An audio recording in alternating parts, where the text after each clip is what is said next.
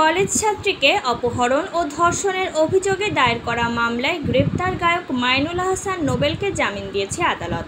গত 19 জুন কারা ফটকে মামলার বাদীকে বিয়ে করার 5 দিনের মাথায় গতকাল জামিন পান তিনি। নোবেলের আইনজীবী মঙ্গলবারেই জানান নোবেল বাবা হতে চলেছেন। আদালতের কাঠগড়ায় দাঁড়িয়ে এই খবর জেনেছেন তিনি। বিয়ের 5 দিন পর নোবেলের স্ত্রীর অন্তঃসত্ত্বা হওয়ার খবর প্রসঙ্গে আইনজীবী বলেন, নোবেল প্রিয়া গত বছর বিয়ে করে একসঙ্গে বসবাস করছিলেন। তখন কাবিন রেজিস্ট্রি করা ছিল না। এ নিয়ে ভুল বোঝাবুঝি নিয়ে মামলা হয়।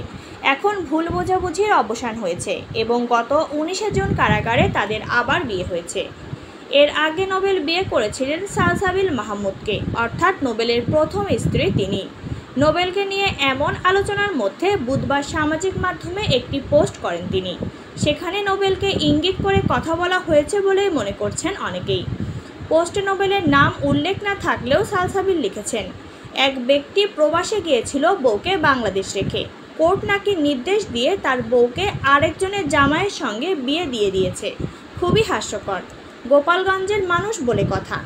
বলা দরকার নোবেলের গ্রামের বাড়ি গোপালগঞ্জ জেলায়। সেদিক থেকেও সবার অনুমান নোবেলকে নিয়েই পোস্টে লিখেছেন সালসাবিল। সালসাবিলের সেই কমেন্ট বক্সে হ্যাপি আক্তার নামে একজন লিখেছেন, কোর্টে নোবেলের পক্ষ থেকে অনুমতি চাওয়া হয়েছে বিবাহের জন্য। এতে দুপক্ষেরই সম্মতি ছিল বিধায় কোর্ট তাদের আবেদন মঞ্জুর করেছে মাত্র। কোর্ট তো আর জানে না এতে কোর্টের দোষ কোথায়। তবে হ্যাঁ, আদালতের কাছে যদি তথ্য গোপন করে অনুমতি চেয়ে থাকে তাহলে কেউ এসে আপত্তি জানায় তাহলে অবশ্যই এর শাস্তি পাবে। ফাতেমাতুজ জোহরা নামে একজন লিখেছেন, যা হয়েছে আপনার জন্য ভালোই হয়েছে। এই লোকের সাথে থাকলে আপনার জীবন নষ্ট হয়ে যেত। প্রসঙ্গত 2023 সালের 4 মে পারিবারিক সিদ্ধান্তে মাইনুল আহসান নোবেলকে ডিভোর্স দেওয়ার সিদ্ধান্তের কথা জানান সালসাবিল। একই দিন বিচ্ছেদের কাগজ পাঠান স্ত্রী। পরে নোবেলকে প্রাক্তন স্বামী বলেও উল্লেখ করেন সালসাবিল। তবে সম্প্রতি নোবেলের বিষয়ে সালসাবিল গণমাধ্যমকে জানান তাদের এখনও বিচ্ছেদ হয়নি।